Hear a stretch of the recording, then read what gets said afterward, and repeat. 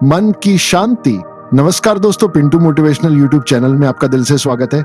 Video को like करके channel को सब्सक्राइब जरूर कर देना और वीडियो को अंत तक जरूर देखना। जरा आप सोचिए, जब आप बचपन में थे तो आपके मन में बहुत सारे विचार नहीं चलते रहते थे, लेकिन जैसे ही आप बड़े होने लगे आपके मन में तमाम विचार उत्पन्न होने लगते हैं। और कई बार तो ये देखा गया है कि कुछ लोगों का दिमाग तमाम प्रकार के विचारों से भर जाता है और वह बहुत ही अशांत दिखाई पड़ते हैं। उनका मन बहुत ही ज्यादा अशांत हो जाता है और अशांत मन हमारा सुख, चैन, हमारी नींद, सब कुछ हमसे छीन लेता है। हमारे पास तो सब कुछ है, लेकिन सब कुछ रहते हुए भी ऐसा लगता है कि हमारे पास कुछ भी नहीं है। इंसान सोफे पर तो सोता है पर ठीक से सो भी नहीं पाता, लाख रुपए के बिस्तर पर सोता है अच्छी नींद आने के लिए, पर मन उसका हमेशा अशांति से भरा रहता है। आज के वीडियो देखने और सुनने के बाद आपका मन बिल्कुल शांत हो जाएगा और आप अंदर से बहुत ही सुकून महसूस करोगे। तो आइए चलते हैं कहानी की तरफ। एक सम्राट था जिसका नाई उसकी रोज मालिश करता, उसकी हजामत बनाता। अब सम्राट था तो उसकी देखरेख में तमाम नौकर चाकर उसके आगे पीछे लगे रहते थे। सम्राट एक बात से बहुत हैरान रहता था कि उसका नाई हमेशा प्रसन्न और मस्त रहता है। उसको 1 रुपए रोज मिलता जिसमें वह खाता पीता, मित्रों को भी खिलाता पिलाता। रात जब वह सोता तो उसके पास 1 पैसा भी ना होता। वह बिल्कुल निश्चिंत होकर के सोता ना तो उसके मन में धन की चोरी होने की आशंका रहती थी और ना ही उसे यह डर रहता था कि उसका कोई धन चुरा लेगा। वह बिल्कुल मस्त होकर सोता था, ऐसा सोता जैसा कि वह काफी दिनों से सोया ही नहीं हो। बिल्कुल निश्चिंत मन से सोता। आसपास से थोड़ी बहुत आवाज भी आती तो उसे परेशान ना कर पाती, उसको नींद से जगा ना पाती। वह मस्त होकर के सोता रहता। वह सुबह सम्राट का मालिश करता और सम्राट उसे मालिश के बदले रुक दे देता था। वह इतना खुश रहता था कि सम्राट को उससे ईर्ष्या होने लगी।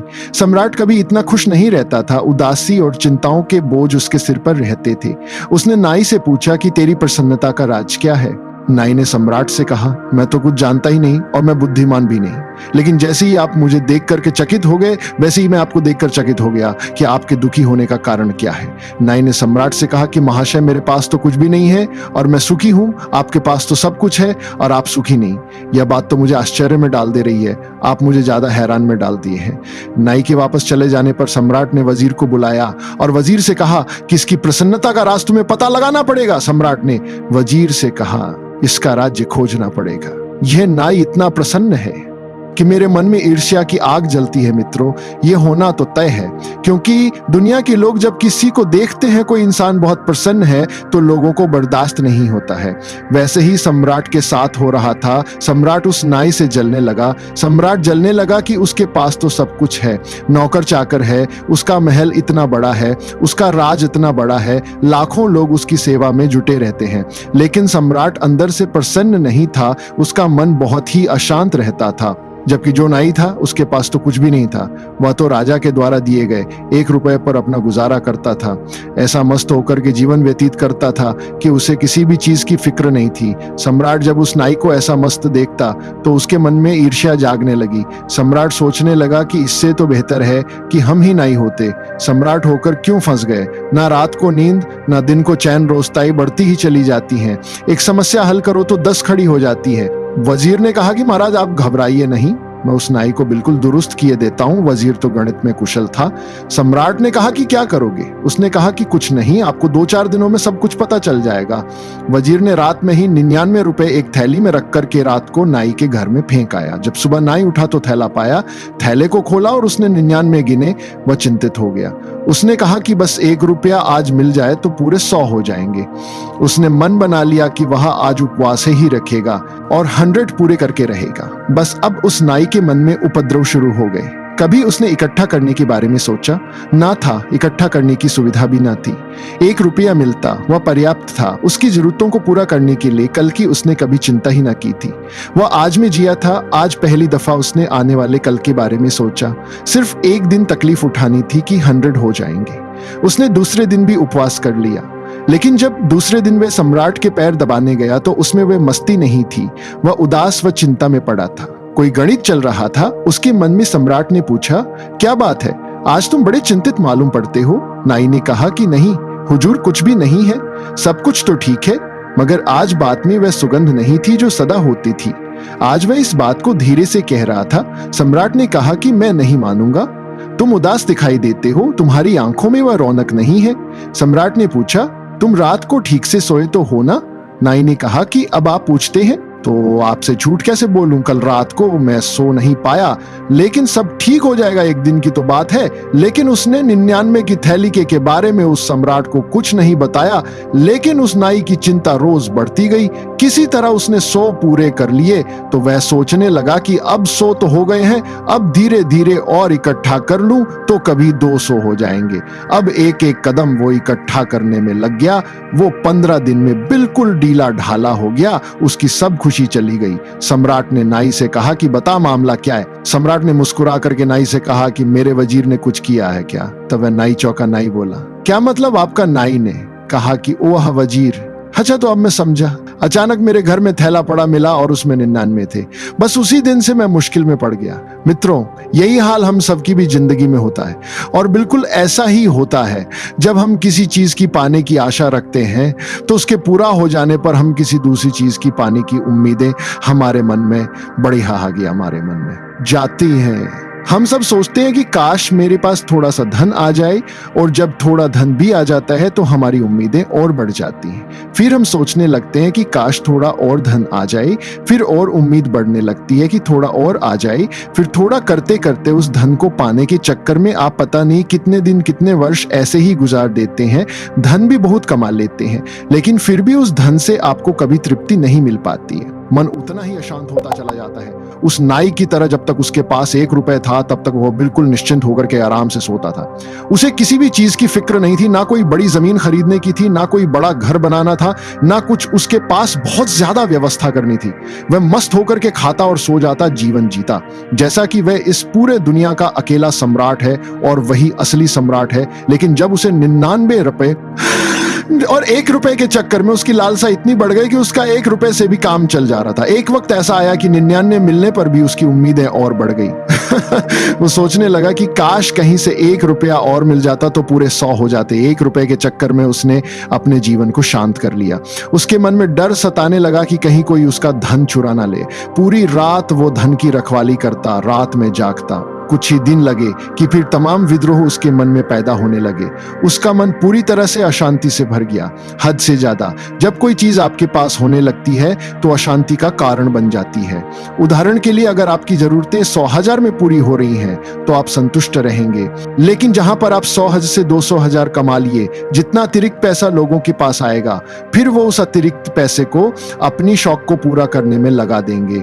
फिर लोग उस पैसे को भोग में खर्च करेंगे, अपनी वासनाओं की पूर्ति में खर्च करेंगे, क्योंकि अब उनके पास अतिरिक्त रुपया आ गया है। गरीब इस बात को लेकर के रोता रहता है कि उसके पास कुछ और आ जाए, कुछ और धन आ जाए तो शायद उसकी जिंदगी सुधर जाए। पूरी जिंदगी वह इसी बात को लेकर रोता रहता है कि उसके पास पैसे नहीं है। लेकिन जिनके पास अतिरिक्त पैसा है उन्हें वासना घिर लेती है। लेकिन जिनके पास पैसा नहीं है या पैसा है तो भी वो सोचते रहते कि काश कुछ और मिल जाए। तो मन में दोनों तरफ से अशांति फैली रहती। इंसान मरते समय बहुत ही अशांति से मरता है, बहुत बेचैन रहता है, घबराहट होती है उसके अंदर। ऐसा आपने कभी विचार किया है कि ऐसा क्यों होता है? उसने तो सारे शास्त्र भी पढ़े थे, लोगों को जाना भी था, लेकिन फिर भी उसका मन मरते समय इतना अशांत क्यों रहता है? बात यह नहीं है कि वो मर रहा है, बात यह है कि उसने जो इतनी चीजें बनाई थी, इतनी कीमती चीजें खरीदी थी, पूरी जिंदगी भर सिर्फ और सिर्फ खुद को भोग के लिए चीजों को खरीदने में पूरी तरह अपनी जिंदगी लुटा दिया। और जब इस दुनिया से विदा लेने की बारी आई तो उसके द्वारा बनाई गई चीजें, बड़े बड़े महल, सब कुछ अब छूटते जा रहे हैं। उसकी चीजों का उपयोग कोई और करेगा, इस बात की भी उसे बेचैनी रहती है। बाकी लोगों से बिछड़ने का मोह तो रहता ही है कि इतना सब कुछ बनाया और अब सब कुछ छोड़ करके जाना पड़ रहा है। लेकिन जिसने पूरे जीवन मस्त होकर के जिया, गरीब है लेकिन मस्त होकर के जिया, गरीब है लेकिन नियंत्रण में जिया, बहुत ज्यादा मोह चीजों से, वस्तुओं से लगा करके नहीं रखा, तो मरते समय उसे फिक्र नहीं होगी, वह शांति से मरेगा। उसका मन हमेशा शांत रहेगा। उसने खुद को, प्रभु को पाने में अपना ध्यान लगा दिया, परमात्मा को पाने में अपना ध्यान लगा दिया। वह पूरी जिंदगी होश में जिया है। उसे पूरे जीवन भर यह याद रहा कि मुझे इस भौतिक शरीर को एक दिन छोड़ना ही है। जब इस भौतिक शरीर को छोड़ना ही है, यह शरीर हमारे साथ नहीं रहेगा, तो क्यों ना मस्ती में जिया जाए। जब तक जिंदा है सबके साथ अच्छे से व्यवहार करें, सब में प्रेम बांटे। इंसान पूरी जिंदगी भर अपनी वासनाओं को पूरा करने में लगा रहता है, उसी के पीछे भागता रहता है। मन की शांति उसको कहां से मिलेंगे जब तक आप जान नहीं लेते हैं, जब तक आप खुद को जागरूक नहीं करते, जब तक आप अपने आंखों के ऊपर जो भोग विलास की पट्टी है उसको हटाने का प्रयास नहीं करेंगे, तब तक आपको शांति कभी नहीं मिलने वाली है। इंसान भागता रहता है, धर्म के पीछे लड़ता रहता है।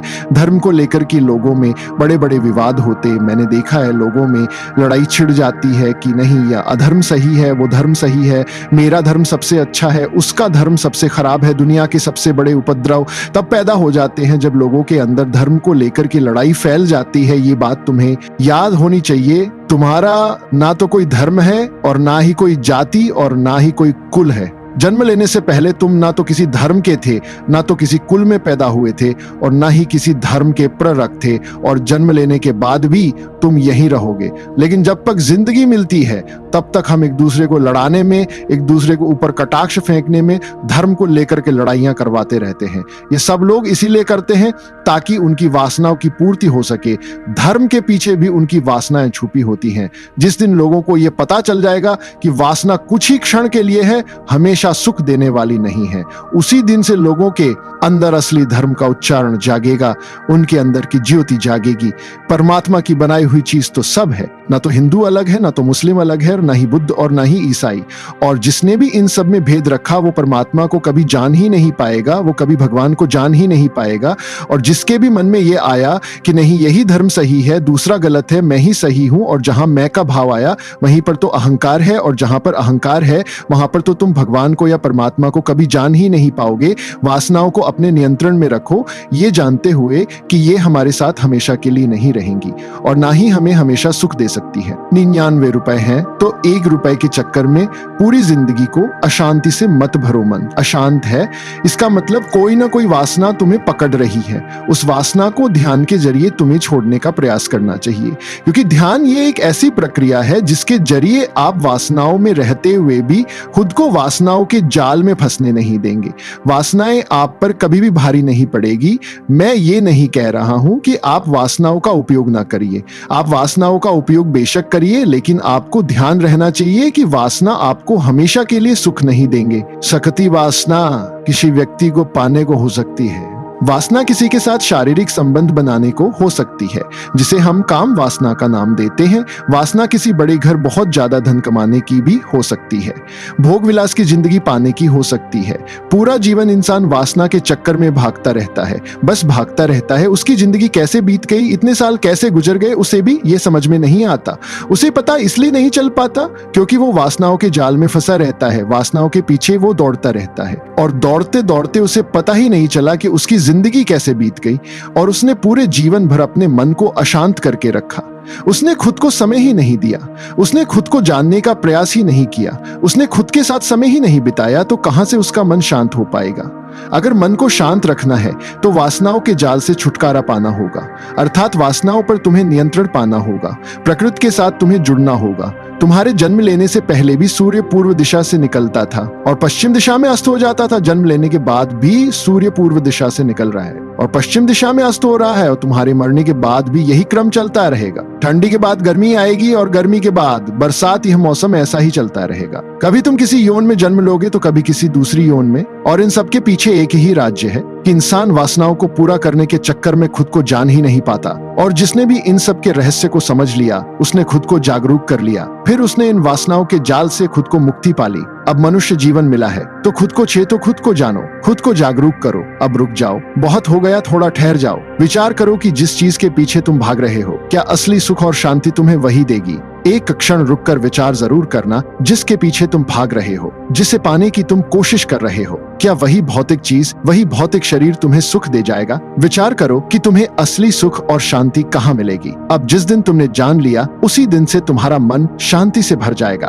तुम्हारे रोम रोम में असली सुख और शांति प्रवाहित होने लगेगी। दोस्तों, उम्मीद है कि आपने आज की इस वीडियो से जरूर कुछ ना कुछ सीखा होगा। तो इस वीडियो को लाइक और अपने दोस्तों के साथ शेयर करना ना भूलें। हमें ऐसे ही सपोर्ट करने के लिए चैनल को सब्सक्राइब और घंटी बटन को जरूर दबा दें। तो चलिए मिलते हैं एक और वीडियो में, तब तक के लिए अपना ख्याल रखें। धन्यवाद।